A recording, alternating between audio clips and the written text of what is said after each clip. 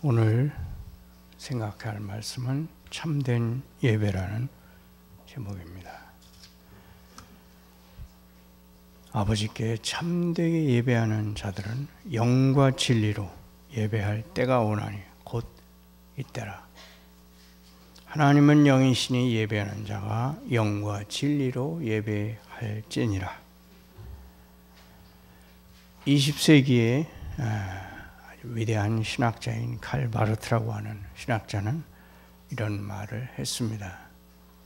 기독교 예배는 인간의 삶 속에서 일어날 수 있는 일 가운데서 가장 기념비적이고 가장 긴박하고 가장 영광스러운 행동이다. 그리스도인들도 무엇이 참된 예배이고 어디서 예배를 드려야 하는지 의구심을 가질 수 있습니다. 로마서 12장 1절 말씀을 보면 내가 하나님의 모든 자비하심으로 너희를 권하노니 너희 몸을 하나님이 기뻐하시는 거룩한 산 제물로 드리라. 이는 너희가 드릴 영적 예배니라. 예배는 그리스도인의 삶 속에서 본질적인 것입니다. 이 성경 구절은 그 주제를 다루는 아주 중요한 구절입니다. 빌립보 3장 3절에 보면 사도 바울은 그리스도 안에 있는 새 성품의 존재를 밝히는 세 가지 표지 중 하나로 예배를 말하고 있습니다. 우리 개역성경에 보면 하나님의 성령으로 봉사하며 그리스도 예수로 자랑하고 육체를 신뢰하지 아니하는 우리가 곧 할례바라고 나와 있습니다. 여기서 하나님의 성령으로 봉사한다. 성령, 봉사한다는 것은 예배한다는 뜻입니다. 그래서 영어로 예배한다와 봉사한다는 같은 말로 보통 쓰입니다. 이 구절 속에는 하나님께 예배드리는 것이 다른 본질적인 요소들과 함께 내포되어 있습니다. 요한복음에는 해야 한다라고 하는 세 군데의 큰 대목이 있습니다. 첫 번째는 3장 7절에 나옵니다. 너희는 거듭나야 한다. 두 번째 해야 한다는 3장 14절에 인자는 들려야 한다라는 말씀입니다. 세 번째는 4장 24절 곧 예배하는 자와 신령과 진리로 예배할지니라. 이 세 가지 교리, 거듭남의 필요성, 그리스도의 죽음의 필요성, 그리고 참된 예배의 필요성은 함께 연관되어 있습니다.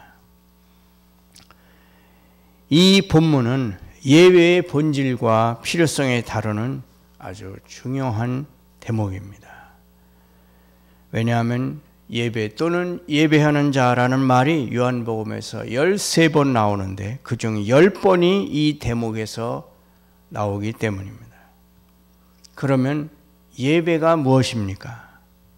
그것은 하나님을 찬미하거나 하나님의 이름을 영화롭게 하는 것과 같은 일입니다. 어디서가 중요한 것이 아닙니다. 이스라엘 사람들은 예루살렘에서 예배를 드렸고 사마리아 사람들은 그리심산 성전에서 예배를 드렸습니다. 그들은 각각 그곳에서만 예배를 드릴 수 있다고 주장했습니다. 예수님은 이 산에서도 말고 예루살렘에서도 말고 너희가 아버지께 예배할 때가 이르리라고 말씀하시고 장소 논쟁을 폐하셨습니다. 예수님은 참된 예배는 영과 진리로 예배하는 것이라고 말씀하셨습니다. 예수님이 영이라고 말씀하실 때 우리의 영을 말씀하신 것이고 성령을 말씀하신 것은 아닙니다. 물론 어떤 의미에서 성령께서 우리 마음속에서 예배하도록 감동시키실 때에만 하나님을 예배하게 됩니다. 예수님께서는 자기의 죽으심과 부활을 통해서 열릴 시대에 예배 장소는 문제가 되지 않을 거라고 가르치고 계십니다. 어떤 사람이든지 그가 어느 곳에 있든지 우리는 우리의 영으로 예배할 것입니다. 구약시대의 유대교에서는 항상 예루살렘에서만 예배를 드렸습니다. 그리고 예루살렘 성전에 그래서 1년에 한 번씩 성인 남자들은 꼭 올라가서 하나님 앞에 보여야 한다고 율법에 규정하기도 했습니다. 지금도 이슬람교 쪽에서는 메카에서 드리는 것만이 진정한 예배라고 생각하고 항상 어느 곳에 있든지 그 메카 쪽을 향해서 기도하고 예배하곤 합니다. 그러나 하나님은 예배 장소가 중요한 것이 아니라고 말씀하셨습니다. 사람은 삼위적인 존재입니다. 성부, 성자, 성령 삼위일체 되신 하나님처럼 그 하나님을 본받은 우리는 육체와 혼과 영을 가지고 있습니다. 예수님께서는 사람의 영 속에서 일어나지 않는 하나님께 대한 예배는 전혀 참되지 않다고 말씀하십니다. 많은 사람들은 몸으로 예배합니다. 그 말은 정한 시간에 정한 일들을 정한 장소에서 행하였으니 자기들은 예배했다고 생각한다는 말입니다. 그리스도 당시에 그 사마리아 여인은 그런 예배를 예루살렘 성전에서 행하든지 아니면 그리심 산 위에 세워진 사마리아인의 성전에서 행하든지 해야 한다고 생각했습니다. 우리 시대에 있어서는 주일 아침 교회 한 좌석을 차지하거나 찬송을 부르거나 천주교인처럼 촛불을 켜들고 있거나 스스로 십자가상을 그려 보이거나 좌석의 통로에 무릎을 꿇고 앉아있기만 하면 하나님께 예배드린 것이라고 생각하는 사람들이 거기에 해당된다고 할 수 있습니다. 이러한 관습은 예배를 위한 하나의 수단, 방편이 될 수 있습니다. 그러나 어떤 경우에서는 그 관습들이 예배를, 참된 예배를 방해하는 수단들이 될 수도 있습니다. 그것들 자체가 예배는 아닙니다. 그러므로 우리는 진정한 예배와 주일날 우리가 드리는 예배 의식을 혼동해서는 안 됩니다. 어떤 사람들은 혼으로 예배를 드립니다. 우리는 느낌 혹은 정신과 예배를 혼동하지 말아야 합니다. 왜냐하면 예배는 몸으로 시작되는 것 못지않게 혼으로부터도 시작되기 때문입니다. 혼은 우리의 감정 혹은 정신이 있는 곳입니다. 혼으로 드리는 예배는 하나님을 모르는 사람의 예배입니다.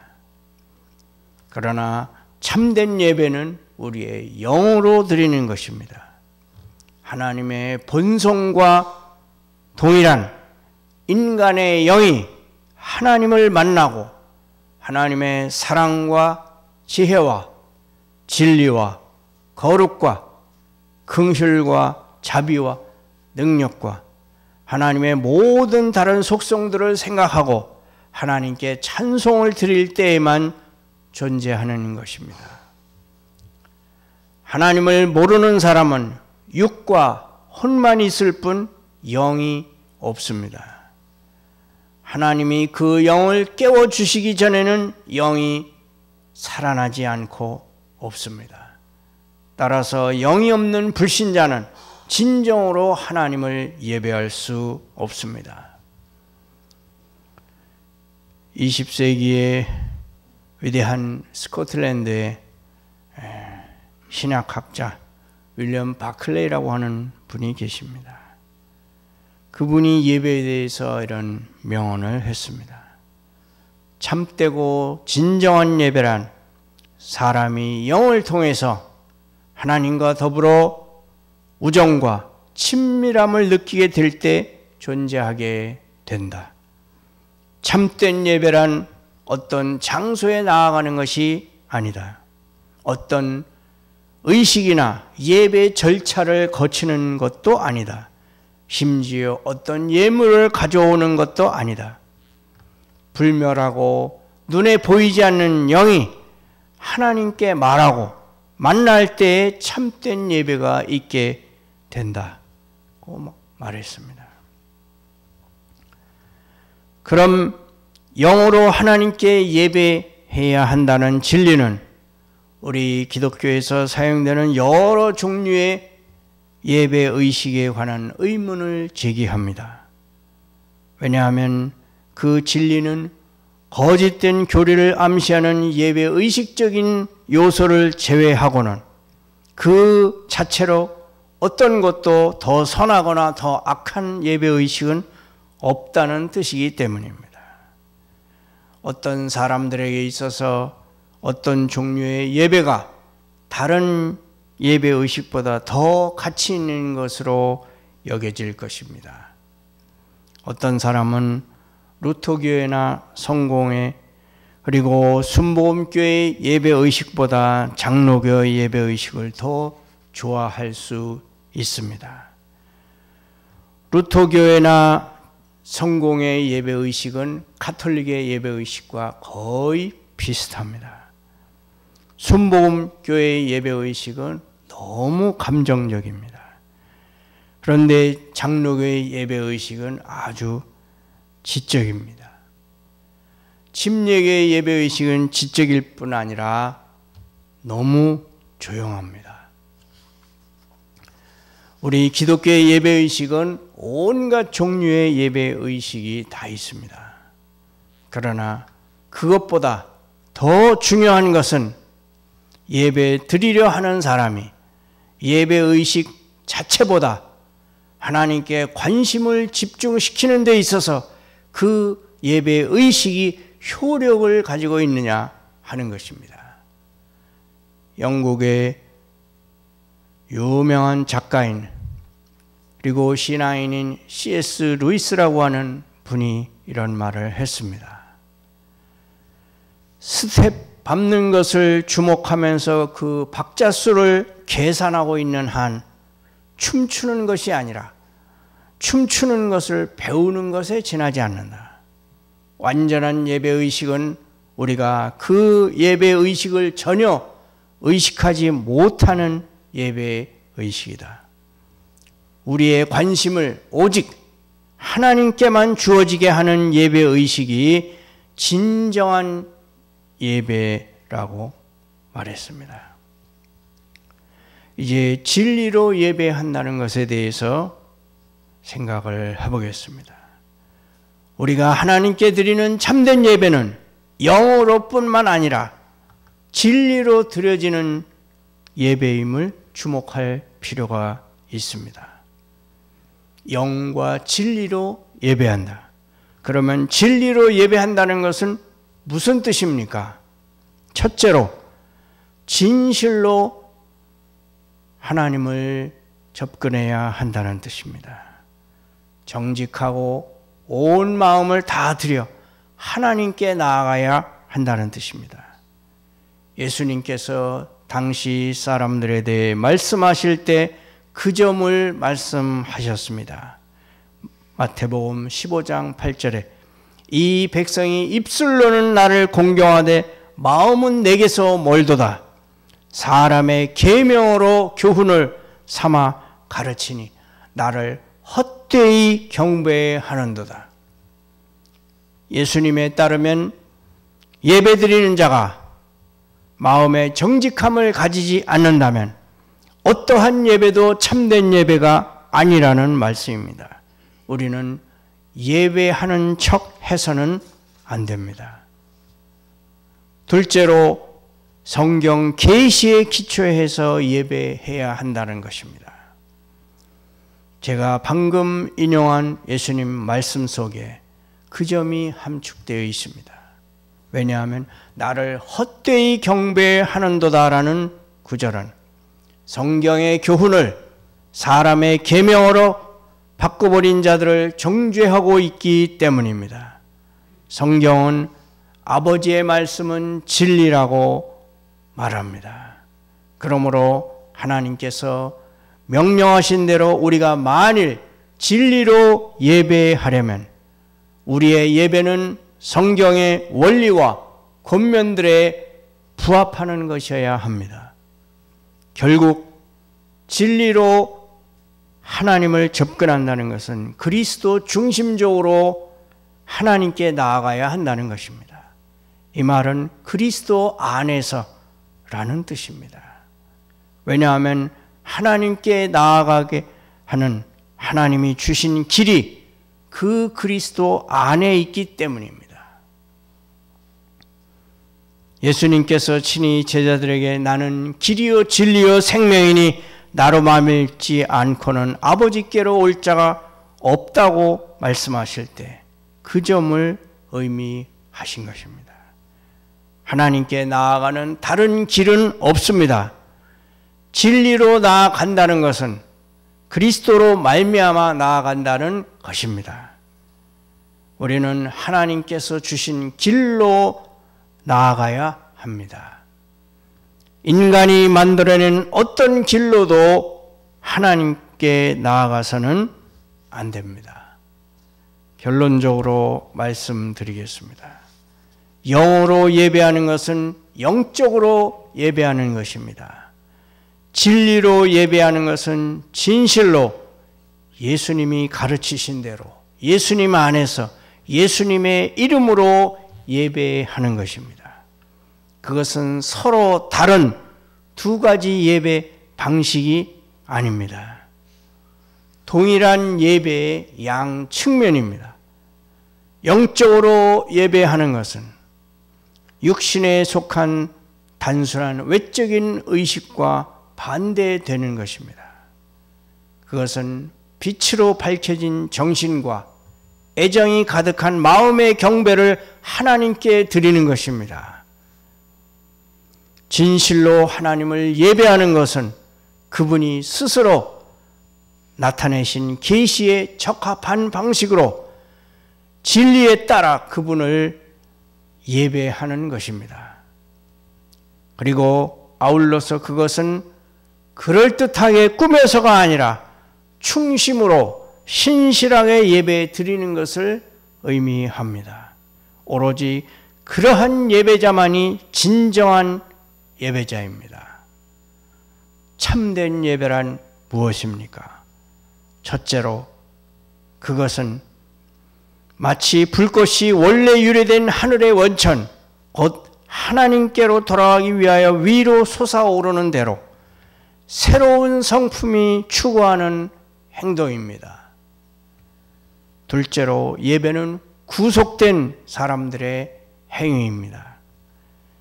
이스라엘 백성은 애굽에서는 여호와께 경배하지 않았었습니다. 거기서 그들은 단지 탄식하고 부르짖으며 신음하였을 뿐이었습니다. 이스라엘 백성이 홍해를 건넌 후에야 비로소 예배를 드렸음을 다음과 같은 말씀에서 보게 됩니다. 출애굽기 15장 1절 이때에 모세와 이스라엘 자손이 이 노래로 여호와께 노래하니 일러스되 내가 여호와를 찬송하리라. 이것은 구속의 찬송입니다. 셋째로 예배는 마음으로부터 나오는 것입니다. 이 백성이 입술로는 나를 공경하되 마음은 내게서 멀도다. 사람의 계명으로 교훈을 삼아 가르치니 나를 헛되이 경배하는도다. 예수님의 말씀입니다. 예배는 경배와 감사로 표현되는 하나님께 온전히 쏠려진 구속된 마음입니다. 그러므로 예배는 알려진 하나님으로 우리의 마음을 가득 채우는 것입니다. 육신과 그 감각을 사로잡는 모든 것들은 참된 예배로부터 우리 마음을 떼어놓습니다. 하나님은 영이시니 예배하는 자가 영과 진리로 예배할지니라. 이 일에는 선택의 여지가 없습니다. 예전 개역 성경에는 신령과 진정으로 예배할지니라 이렇게 번역이 됐었습니다. 그 신령이라는 것은 자기의 영을 말하는 것인데 사람들이 지금은 신령이라는 말을 잘 쓰지를 않습니다. 그리고 진정이라고 하는 것은 진실로라는 진심이라는 하나만을 강조하고 있기 때문에 번역이 조금 오해의 소지가 있었습니다. 그래서 개역 개정판에서는 영과 진리로 예배할지니라고 번역을 했습니다. 이 강조된 할지니라라는 말은 육신에 속한 모든 것을 몰아냅니다. 천주교는 보는 종교이고 개신교는 듣는 종교라는 말이 있습니다. 천주교는 미사를 비롯해 의식과 형식을 강조함으로써 기도도 이미 써있는 기도문만을 암송할 뿐 혹은 읽을 뿐 마음에서 우러나오는 기도를 즉흥적인 기도를 드리지 않습니다. 예배는 눈으로 혹은 귀로 드리는 것이 아니라 우리의 영으로 즉 새로운 성품으로 드리는 것입니다. 우리 모두 영과 진리로 참된 예배를 드리는 여러분이 되시기를 축원합니다. 아멘.